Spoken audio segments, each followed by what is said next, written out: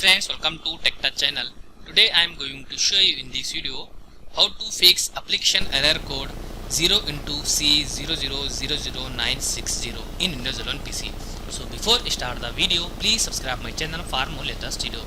Guys, if you also face this error, then I will show you how to fix this problem.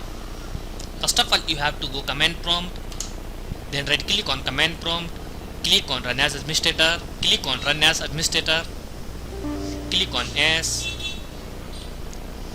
then type here sfc space / scan now, then hit enter, wait for 100%. After that, type one more command dism.exe space / online space / cleanup - image space / restore health, then type enter, then hit enter.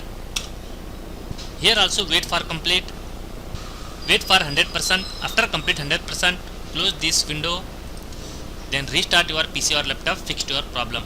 So in this way you fix this problem. Thanks for watching friends, hope like this video. If you like this video, please like, share and don't forget to subscribe my channel.